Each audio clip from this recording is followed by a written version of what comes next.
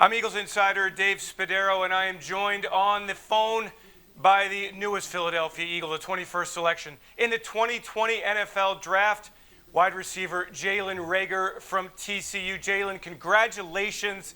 What is the feeling when the Philadelphia Eagles called you and then when Commissioner Dell called out your name?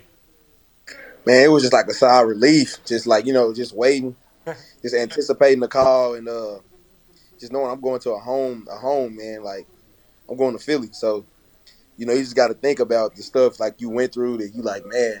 And it's all ultimately down to that one call and that one team. And it's Philly, and I'm glad to be a Eagle.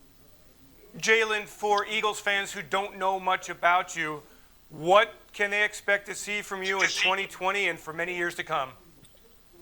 Just a hard worker, person that plays his heart out and always does his 111. Jalen, it's interesting to look at your career, the big numbers at TCU, a highly recruited player. Let's go back to that. Why did you pick TCU? My grandmother had got injured and she got real sick. And it was just, she wanted to be able to come to my games and be able to, for me to be close. And TCU was just the closest choice, and it's a great university ultimately. So it was a win-win. Jalen, I've read up about your work ethic, and the thing that really struck me was the routine you have with push-ups. Can you Yeah, tell people about the way you attack the push-up? man, it's just something I've done since I was younger, and as I got stronger, older, I got like I said, I got stronger. So began to do more, and I feel like I look good. So I've gotten stronger from it, and it's helped me out. So I'm gonna just keep on doing what I'm doing. How many a day do you do, Jalen? About 700 to 800 push-ups a day. Well, you're coming to a city. You know, Rocky was filmed here. The Italian stallion did him with one arm and an arm behind his back. Can you do that with one arm and one arm behind your back, a push-up? Yeah, I can do a one-arm push-up. Hey, it's interesting your versatility and your explosiveness. Where does that come from? I mean, you can move around to a lot of different positions. Do you think that helped you get a lot of attention in this draft? Yeah, absolutely. I mean, just my ability to move wherever, and I'm not a one-dimensional player. And I feel like when you can be used in different spots, it gives you more than 11 people on the field. Jalen, your father played with the Eagles in 2007. He came back and coached in 2011. What kind of role did he play, A, in developing you as a player, and then B, in getting you ready for this moment?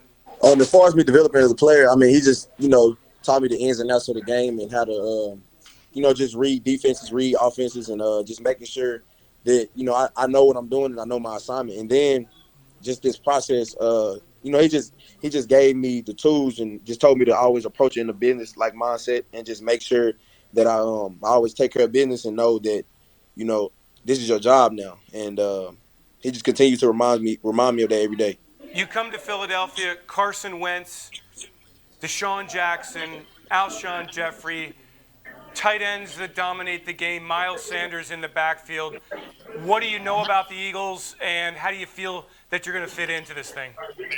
Man, I just know it's a great program, a great city to play in, and I talked to Carson, I talked to Alshon, and I know those guys are ready to work just by Carson's background. I know he's ready to work, and just to be able to learn from Deshaun and Alshon, the older guys, and then when you add me into the offense, it's like you got me and Deshaun, then you got Miles, then you got Ertz. Like it's just gonna be so dynamic. So it'll just be another piece just being added. How challenging was it for you at TCU to have so many quarterbacks, some struggles there, some drops, passes that really weren't in the right spot? Did it get frustrating for you? I mean, I'm a team first guy, and I try my best to not show my frustration, and just make sure I did what I could to ask the quarterback, what can I do to be better, and what can I do to help you, and ultimately just making sure I did things the right way on and off the field. Is Monte your father? Is he around? Can he join you on this call for just a moment? I'd love to say hello to him. I'm right here, Dave. How you doing? Hey, Monte, what's up? Dave Spadero, how you doing? I'm doing good, man.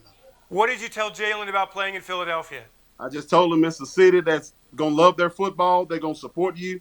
They're gonna expect you to play hard. They're gonna expect you to give their all. But if you do that, they're gonna love you. They're gonna fight for you. They're gonna cheer for you, and they're gonna ride or die with you. Monte, being in the NFL, you were in the NFL for a long time. You had great success. You won a Super Bowl. What does your son need to do to get to that level that everybody thinks he can get to? I just think he needs to stay humble, continue to realize that every day is a process. That he hasn't reached his peak. There's a lot of work to be done in every facet of his game. Stay hungry, keep the game fun because that's the main thing. As long as the game is fun, you'll steadily want to improve. But continue just to raise his level of expectation and want to be great. And I think as long as he take that approach, he will be fine. For both of you, for Jalen and for Monte, look, this draft was a unique draft, and instead of being in Las Vegas and chest bumping Roger Goodell, you were in your home in a virtual draft. What was the experience like for you and for your families? It was different, but yet still exciting. The anticipation was good. I think overall everything turned out as good as it can go, and we're very appreciative of the moment and very grateful. Jalen, what was it like for you to go through that? I'm easily adaptable to a lot of situations, so it wasn't. It was something that I was probably end up going to consider. Being around my family, and family is everything. So just being around them with this experience, it made it even better. And then Jalen, finally here, you are going to be part of a virtual off season. You're going to have to learn the playbook from a distance, in teleconferencing. Are you a good learner? Are you a quick learner? Are you excited about learning that way in a way that NFL rookies have never learned? I look at it now like this is my job, so I have no choice but to learn it. And I always think if you want to learn it, you will learn it. And I put in the time. I've sacrificed a lot up to this point, and I will continue to sacrifice anything I need to learn the playbook and become a better player. Monte, will we see you in Philadelphia in the coming years? That's the plan. I plan to be there a bunch, supporting my son and supporting those Eagles because I am an Eagle and will always be. I can't wait to see you again. Final question for you, Jalen. What will you dream about tonight when you finally get to sleep? And do you think you're going to sleep well, or is it going to be very difficult to go to sleep? To be honest with you, I slept well last night. So tonight I feel like I'll sleep just the same. And then, like I said at the beginning, it was just a huge relief to finally know where I'll be continuing my football career. You're a first-round pick in the National Football League. That must be an unbelievably awesome feeling. The dream come true.